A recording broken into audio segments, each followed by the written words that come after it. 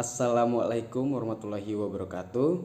Perkenalkan, nama saya Pasirama dari 12 Teknik Kendaraan Ringan 3 Bahasa Indonesia, menganalisis teks novel cerita sejarah Kerajaan Sriwijaya.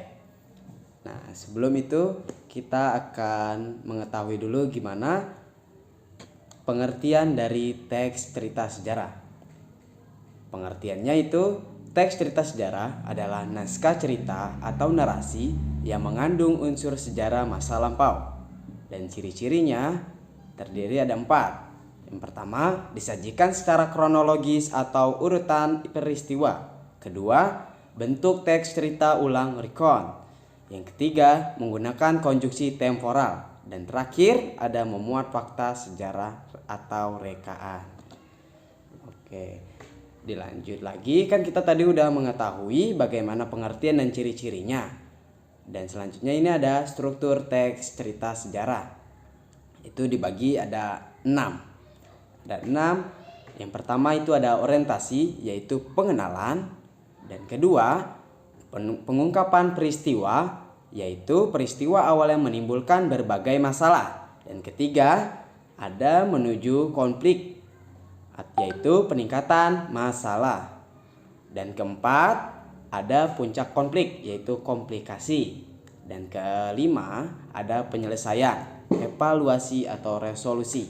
Dan keenamnya, dan ini terakhir, yaitu koda. Koda yaitu penyampaian pengarang. Oke, next.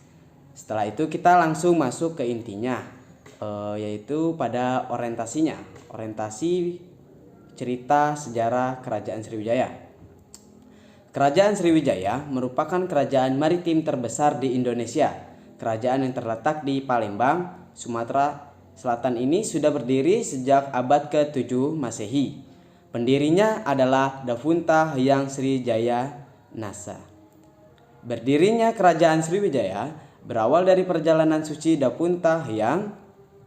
Kala itu, Dafunta Hyang menjalankan perjalanan suci atau sadayatra menggunakan perahu. Ia membawa 20.000 orang pasukan. Terus bersama pasukannya, Dafunta Hyang akhirnya membangun Kerajaan Sriwijaya di Sumatera Selatan dan Jambi. Kemudian ia mengembangkan kerajaan tersebut hingga ke daerah Semenanjung, Malaysia. Dilanjut, ini ada pengungkapan peristiwanya. Pengungkapan peristiwanya yaitu Kerajaan Sriwijaya sukses menguasai daerah perairan yang penting, yakni Selat Malaka dan Selat Sunda. Mereka juga menjalin kerjasama dengan saudagar Cina, India, Kamboja, Filipina, Burma, Arab, hingga Afrika. Seiring berjalannya waktu, Kerajaan Sriwijaya semakin berjaya di Nusantara. Mereka berhasil menciptakan kapal-kapal yang canggih. Lanjut lagi, ada menuju konfliknya nih. Tak hanya itu, kerajaan tersebut juga memegang kendali atas perdagangan rempah-rempah di dunia selama hampir setengah abad. Dan ada intinya puncak konfliknya. Sayangnya, Kerajaan Sriwijaya semakin memudar akibat serangan kerajaan Cholamandala India. Pasalnya, kerajaan tersebut berusaha mengambil alih perdagangan di wilayah Selat Malaka. Ada penyelesaiannya di bagian evaluasi dan resolusi. Pada akhirnya, Kerajaan Sriwijaya pun runtuh setelah diserang oleh kerajaan Melayu, Singosari, dan Majapahit.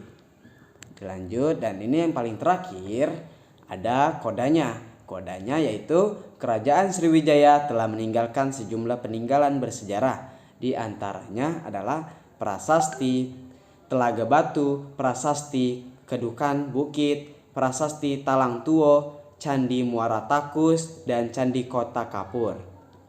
Nah, mungkin itu saja yang saya sampaikan. Kurang lebihnya mohon maaf. Jika ada pertanyaan silakan kirim ke email saya, yaitu pasirama98@gmail.com. Kurang lebih mohon maaf sekali lagi. Wabillahi taufiq walhidayah. Wassalamualaikum warahmatullahi wabarakatuh.